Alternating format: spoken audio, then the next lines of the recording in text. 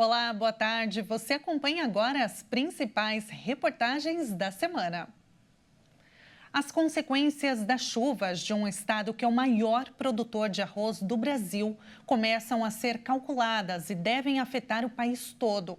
O presidente Lula chegou a dizer que, se for o caso, o Brasil terá que importar arroz e feijão para lidar com prejuízos nas safras no Rio Grande do Sul, devido aos estragos causados pelas enchentes. Foi durante uma entrevista à EBC, a Empresa Brasil de Comunicação, que o presidente Luiz Inácio Lula da Silva enfatizou os impactos das chuvas no Rio Grande do Sul na alimentação de toda a população do país. Isso porque o estado é líder no ranking nacional de produção de arroz. Cultiva cerca de 8 milhões de toneladas do grão, das 10 milhões de toneladas produzidas em todo o país anualmente, segundo dados da Conab, a Companhia Nacional de Abastecimento. E antes mesmo das cheias, a safra 2024 já gerava preocupação. É que as chuvas de 2023 afetaram o período de plantio e atrasaram a colheita. Ainda assim, antes da tragédia causada pelos últimos temporais, 80% já tinham sido colhidos, mas os 20% restantes. E a colheita mais atrasada está na região mais atingida pelas cheias e pelo excesso de chuvas dos últimos dias, que é a região central, porque lá falta em torno aí de 40% para colher. Ainda não é possível contabilizar as perdas da colheita atrasada. E sobre a safra colhida, o professor de finanças Pierre Souza diz que há dúvidas. Hoje ainda é um cenário que está bastante nebuloso de se esses armazéns foram inundados ou não, se perdeu aquela parte da safra que já estava colhida, mas ainda não foi beneficiada. Então ainda tem um campo de dúvidas bastante grande. Diante das incertezas, a possibilidade de importar arroz, como sugeriu o presidente Lula, não pode ser descartada, segundo o economista André Brás. Mas ele pondera. Mas o preço do arroz no mercado internacional também está em alta. A Índia, que é um dos maiores produtores de arroz do mundo, também limitou as exportações até para garantir uma oferta maior dentro do país. Então, isso promoveu o aumento do preço do arroz, que pode continuar sendo aí um destaque na inflação nos próximos meses, né? O presidente da Federarroz, a federação que representa associações de arrozeiros regionais do Rio Grande do Sul, diz que a colheita feita até aqui é suficiente para abastecer o país. Nós temos aí plenas condições de afirmar que nós não temos problemas com relação ao abastecimento do mercado interno. Nós temos sim um problema de logística momentaneamente, principalmente a ligação aí com o interior do Rio Grande do Sul. Isso porque as chuvas bloquearam praticamente todas as vias de transporte da mercadoria, como também destaca o economista Paulo Gala. Exato, você tem o problema da armazenagem, você tem o problema da rodovia, da hidrovia, da ferrovia, do porto e do aeroporto, porque nesse momento toda a estrutura logística está colapsada. Principalmente devido aos problemas de logística, já nos próximos dias será possível sentir o aumento no valor do produto. Isso segundo os especialistas. E conforme as prateleiras dos supermercados forem ganhando lacunas sem reposição, esses preços podem subir ainda mais.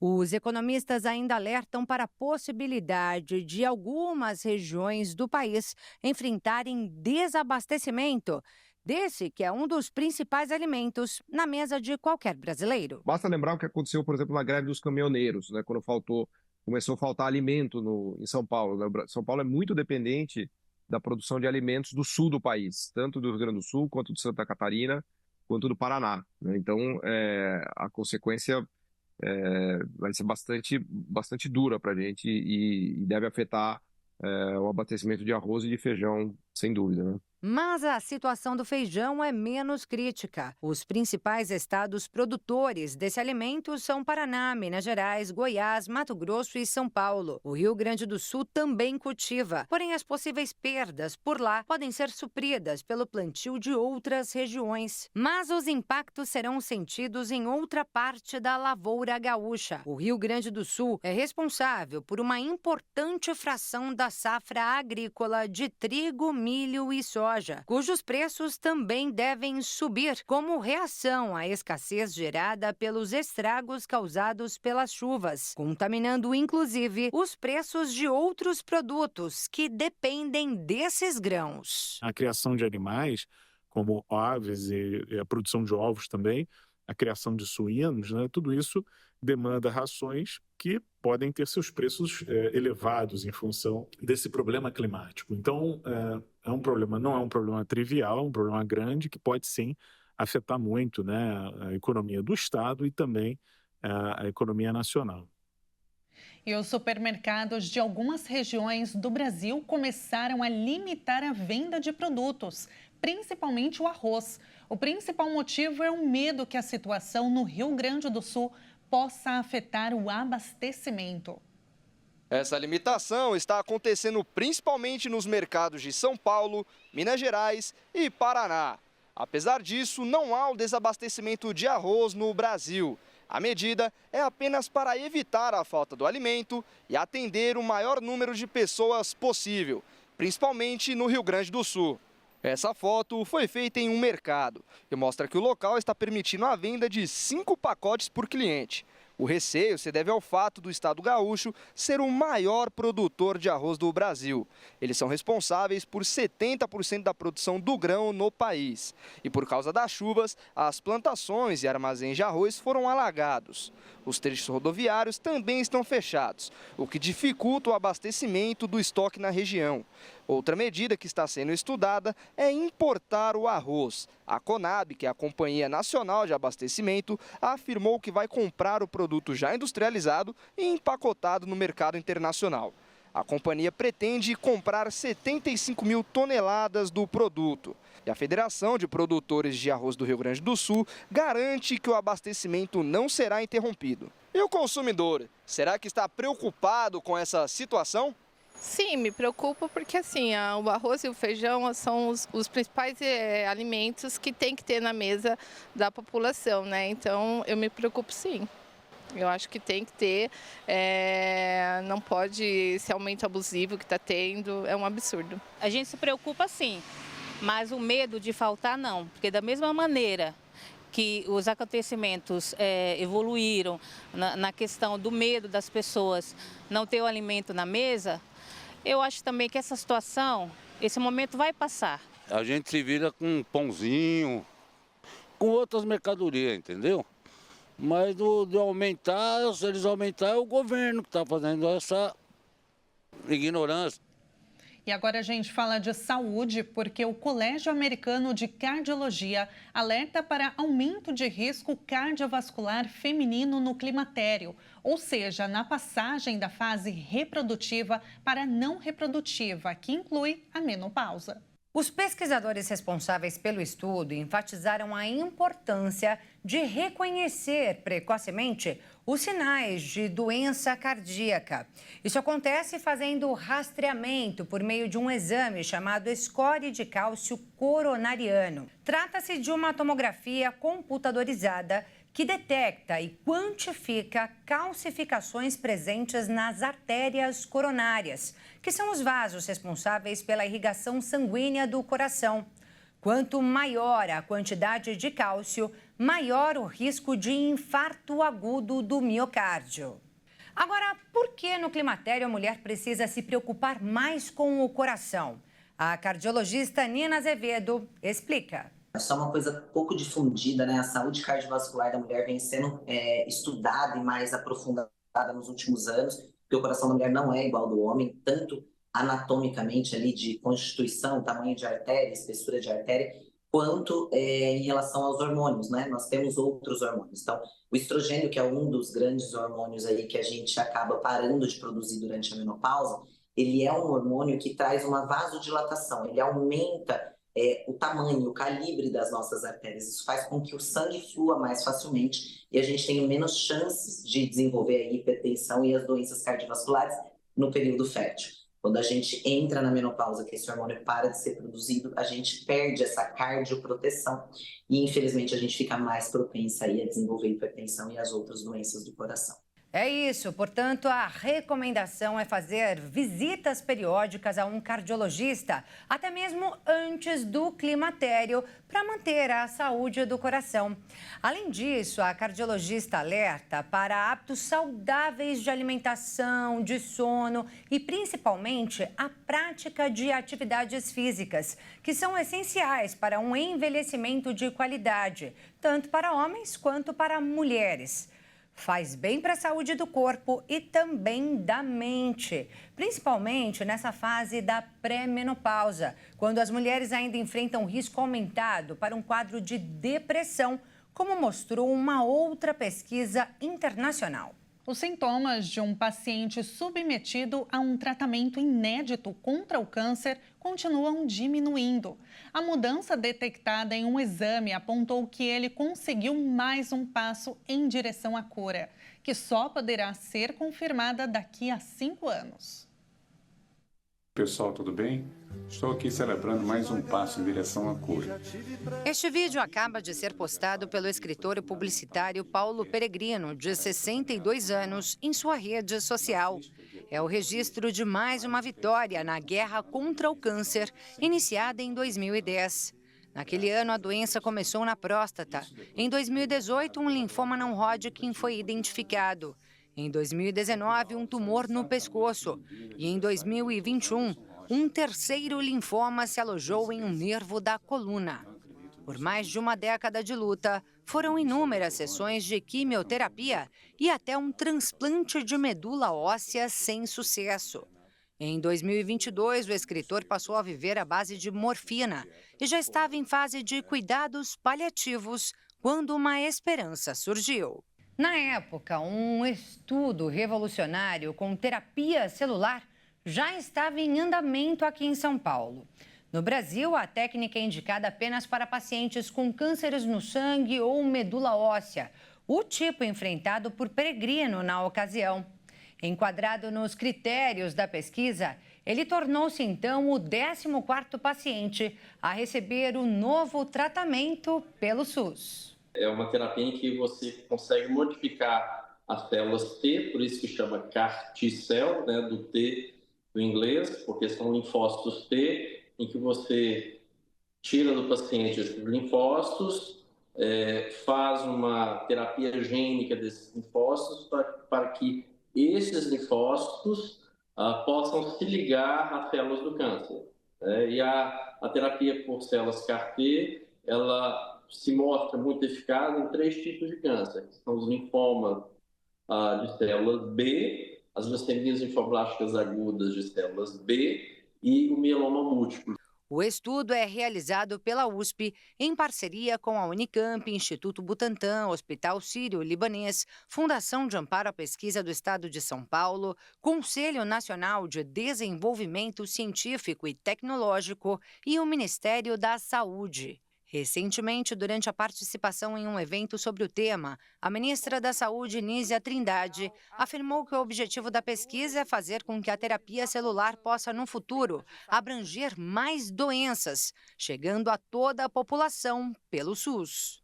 Assim como chegou ao Paulo. A notícia da remissão completa do câncer dele veio um ano atrás, quando a história do escritor rodou o país.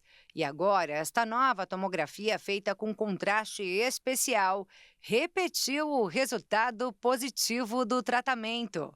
Foi aí que surgiu este novo vídeo e a nova repercussão do caso. Mais um PET scan confirmando a minha remissão de 100% dos meus cânceres. Graças a Deus.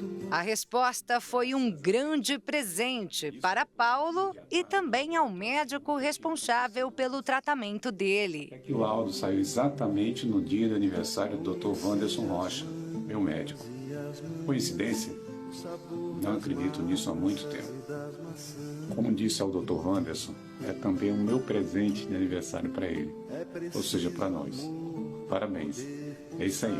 Um passo melhor, um PET scan de cada vez. E atenção, ficar irritado durante a correria do dia a dia é uma situação cada vez mais comum, mas é bom tomar cuidado. Explodir de raiva, em alguns casos, pode matar. Você já ouviu falar que a raiva mata?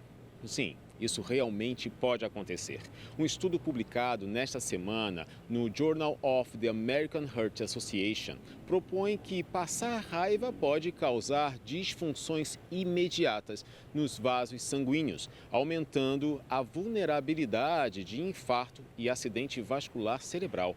No estudo, os investigadores analisaram se a raiva, tristeza e ansiedade podem ter um impacto contrário na função dos vasos sanguíneos, em comparação com uma emoção neutra. Os 280 participantes foram aleatoriamente movidos para uma das 4 tarefas emocionais durante 8 minutos. Relembrar uma memória pessoal que os deixou irritados, outra que os tenha deixado com ansiedade, ler uma série de frases deprimentes que tragam tristeza ou contar repetidamente até 100 para induzir um estado emocionalmente neutro. As medições foram feitas em vários momentos, no início do estudo e em 4 momentos diferentes após vivenciar a tarefa atribuída. Os resultados mostraram que as atividades que relembravam eventos passados que causavam raiva levaram a um prejuízo na dilatação dos vasos sanguíneos de 0 a 40 minutos após a tarefa.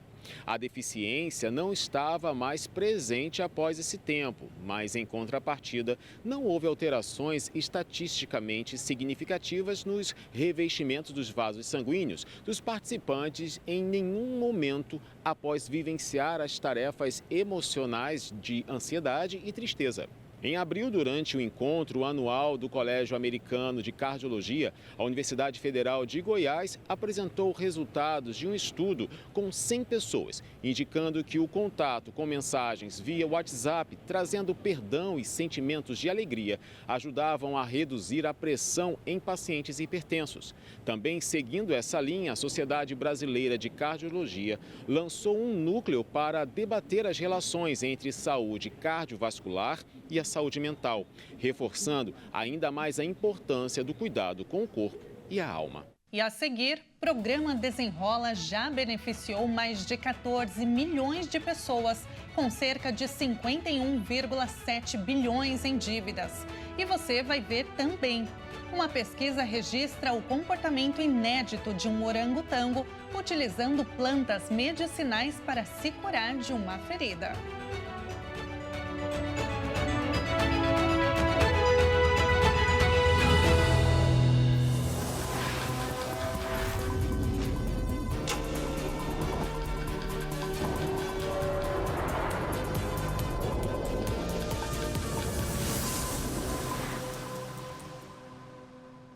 Estamos de volta, seja muito bem-vindo.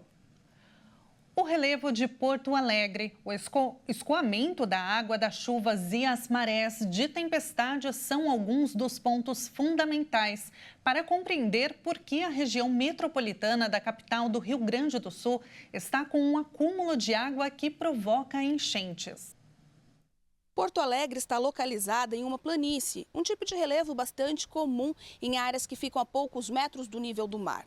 Alguns pontos da cidade ficam ainda mais baixos, como é o caso da Zona Norte, onde está o Aeroporto Internacional Salgado Filho. Além do território plano e baixo, a capital do Rio Grande do Sul ainda é rodeada, por um lado, por 40 morros e por outra limitado por uma orla fluvial do Lago Guaíba.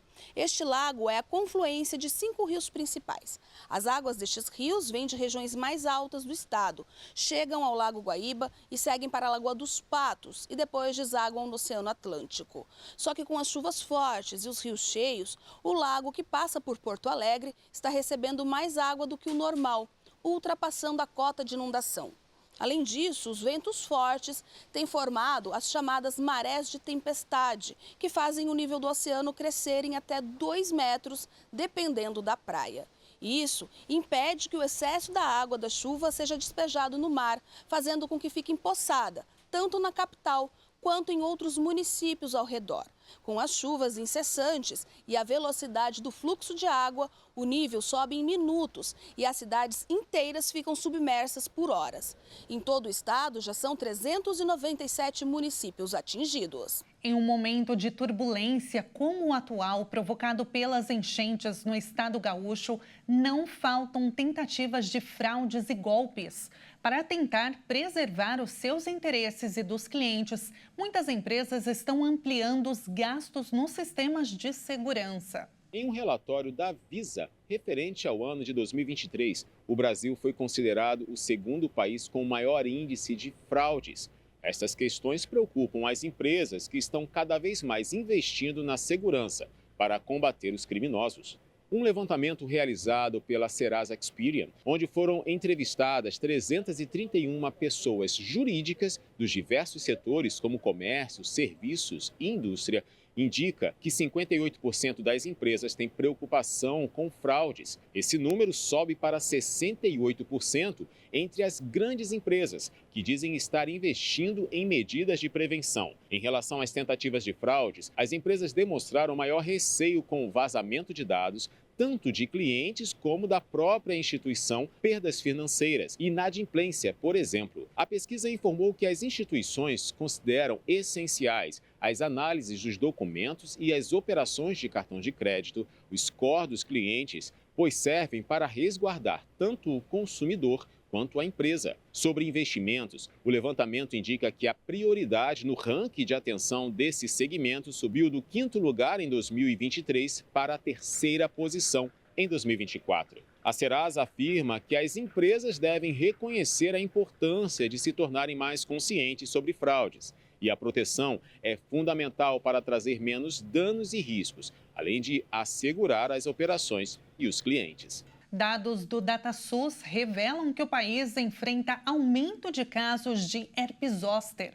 A vacina contra a doença está disponível apenas na rede privada de saúde. No ano passado, 127 mil brasileiros foram diagnosticados com herpes zoster, alta de 568% em relação ao ano anterior, quando foram registrados 19 mil casos em todo o país. Só nos 2 primeiros meses de 2024, o vírus afetou 27 mil pessoas, número 3 vezes maior que o registrado no mesmo período do ano passado. A doença é causada pelo mesmo vírus da catapora. Quando a manifestação clínica da catapora desaparece, o vírus fica escondido, geralmente nos nervos das costas e do tórax. Mas pode ser reativado com a queda da imunidade ao longo da vida, surgindo então o herpes zoster. Por isso, a maioria das ocorrências é em pessoas acima de 50 anos ou imunossuprimidas. Entre os sintomas estão lesões na pele, coceira, ardor, dor nos nervos, formigamento, dor de cabeça, febre e mal-estar. Em alguns casos, as dores podem durar meses ou até anos. O tratamento consiste na ingestão de antivirais, mas, segundo especialistas, eles devem ser administrados até 72 horas após o início dos sintomas. Por isso que é preciso buscar atendimento médico o quanto antes. Em casos mais avançados, é preciso usar analgésicos, corticoides e também colírios anti-inflamatórios para aliviar a dor associada à neurite óptica, que é uma inflamação do nervo óptico que pode ser causada pela doença. Para aqueles que já têm o vírus adormecido, o herpes zoster pode ser transmitido pelo contato físico. Portanto, é importante que, ao descobrir a doença, o paciente evite contato com outras pessoas, pelo menos ali durante o período de sintomas e lesões. Desde setembro de 2022, um projeto que inclui a vacina específica contra o vírus herpes zoster no calendário nacional de imunização do SUS tramita na Câmara dos Deputados. Mas não há previsão de quando o imunizante estará disponível na rede pública. Já na rede privada, é possível encontrar a vacina. só que ela pode custar até R$ 1.700. Muitos recursos estão saindo da aplicação mais popular para outras mais rentáveis. Mas alguns poupadores precisam tirar o dinheiro para pagar as contas, mesmo com um programa como o Desenrola, que está aliviando muitos orçamentos. Os dados são do Ministério da Fazenda e indicam que o programa Desenrola Brasil já beneficiou mais de 14 milhões de pessoas, o que permitiu, então, aos cofres públicos um ganho superior a 50 bilhões de reais. Lembrando que o programa foi lançado no ano passado justamente a fim de atender pessoas em situação de inadimplência, permitindo ainda aí descontos de até 83% sobre o valor das dívidas. O abatimento pode ultrapassar, em alguns casos, 96%. Um ponto que a gente tem que ressaltar, que foi destacado pelo Ministério da Fazenda, é justamente que o prazo de vigência da faixão do Desenrola termina no próximo dia 20. Está prevista, então,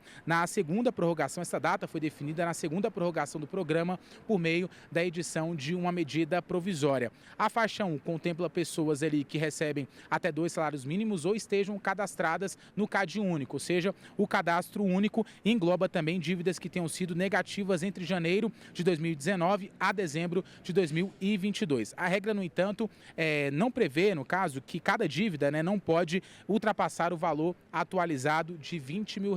Por um lado, então, uma comemoração por parte do Ministério da Fazenda, já que o programa está alcançando cada vez mais pessoas em situação de inadimplência e também a possibilidade de injetar dinheiro nos cofres públicos. A União Europeia, direcionada pela igualdade de gênero, aprovou uma lei para combater a violência contra a mulher. Os 27 Estados-membros terão apenas 3 anos de prazo para implantar as novas medidas. A União Europeia é um dos líderes mundiais na luta pela igualdade entre homens e mulheres, que é um dos valores que direciona todas as ações da instituição. Com base nesse foco, as 27 nações do grupo aprovaram nesta semana a primeira lei voltada para o combate à violência contra mulheres a ser adotada em todos os Estados-membros. O objetivo é punir a agressão de gênero, mutilações genitais femininas, casamentos forçados e atos de violência através da internet, como assédio online e compartilhamento não consensual de conteúdo íntimo. A lei torna mais fácil para as vítimas denunciarem os crimes, que poderão gerar penas de até 5 anos de prisão, sendo que as punições para crimes contra crianças, esposas, ex-esposas, políticos, jornalistas e ativistas dos direitos humanos podem ser ainda maiores. As novas regras foram aprovadas em abril pelo Parlamento Europeu e a adoção oficial pelos Estados-membros nesta semana foi a etapa final para transformar a proposta em lei. A partir de agora, os integrantes da União Europeia terão prazo de 3 anos para transformarem a nova regulamentação em lei nacional. Para alguns membros, as medidas ainda não são suficientes, mas são consideradas como um bom começo.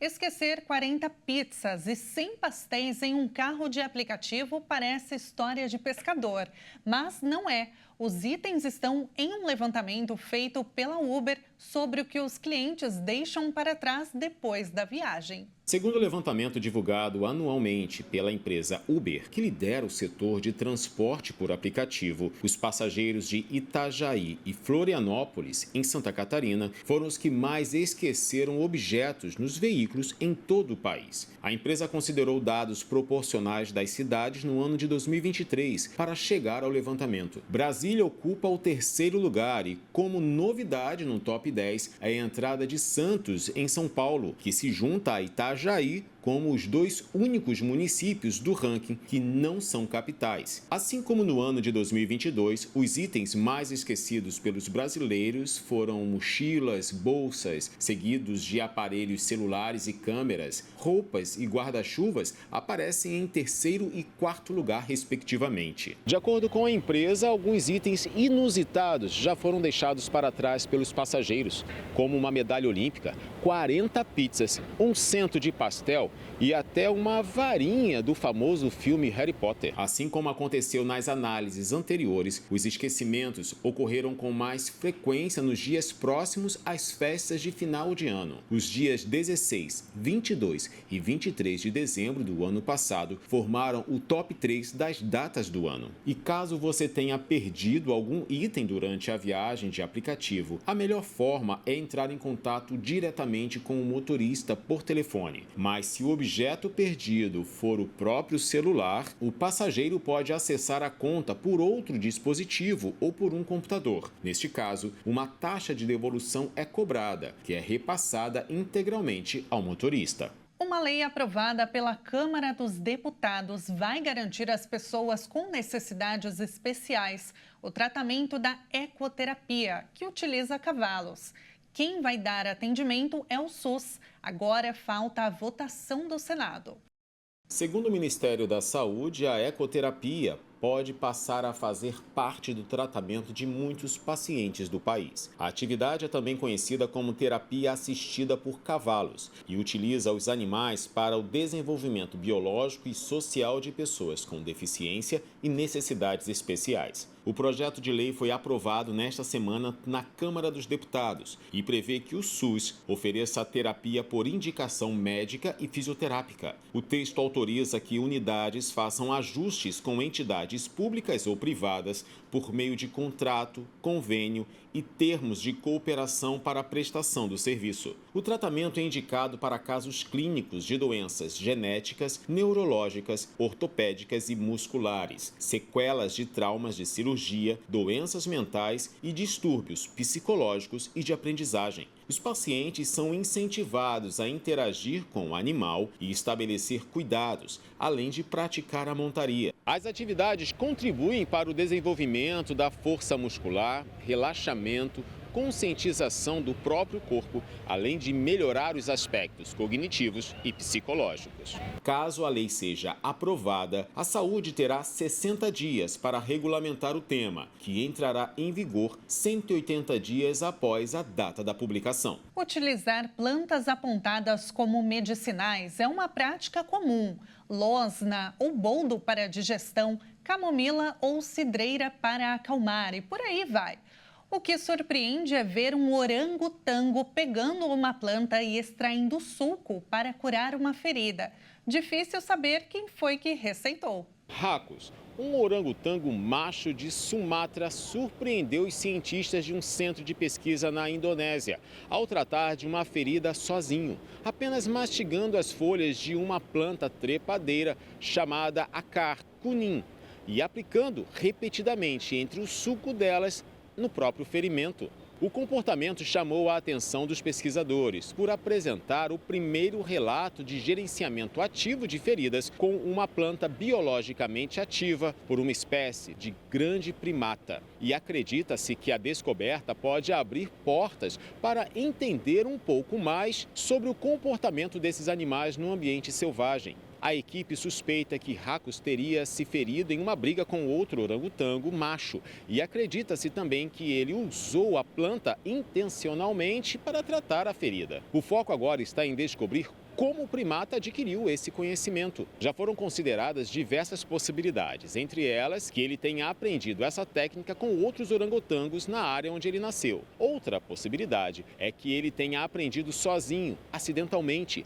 ao tentar se alimentar da planta que possui propriedades anti-inflamatórias e analgésicas. O ocorrido abriu uma discussão sobre a existência de automedicação na vivência desses animais e sobre as origens evolutivas da medicação de forma mais ampla, levantando a possibilidade de que o tratamento de ferimentos possa ter origem em um ancestral comum, compartilhado entre os humanos e orangotangos. Uma pesquisa inédita mostrou que não necessariamente herdamos a personalidade genética como se imaginava.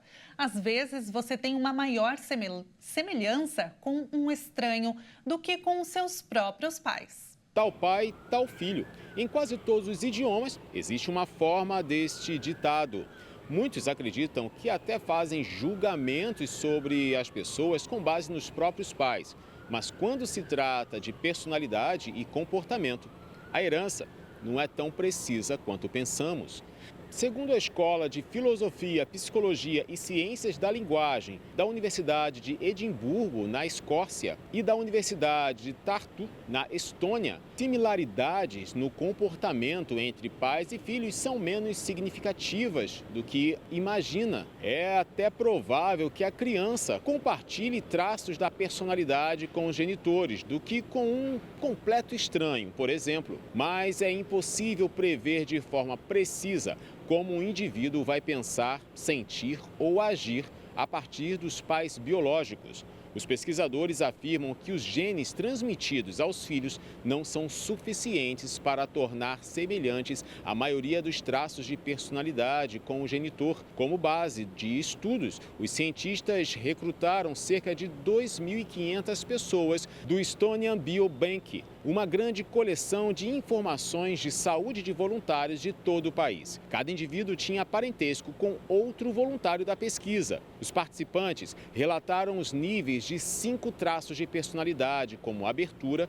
referente àqueles que gostam de experimentar coisas novas, conscienciosidade, por ser cuidadoso, extroversão, agradabilidade e neuroticismo, caracterizado pela tristeza, mau humor e instabilidade emocional. Os resultados mostraram que somente cerca de 40% dos traços de personalidade podiam ser associados a uma herança dos pais. O percentual foi superior à média de 25% encontrada em pesquisas de autoavaliação. Porém, ainda considera algo insuficiente para tornar pais e filhos muito mais semelhantes do que estranhos. E nesse sentido, não é apenas falando da hereditariedade genética, mas também de traços que seriam adquiridos pelo convívio. A comparação dos parentes de primeiro grau com os mais distantes não forneceu nenhuma evidência de que as experiências familiares compartilhadas tornariam as pessoas mais parecidas. E essa edição termina aqui. Se você quiser rever algumas das nossas reportagens,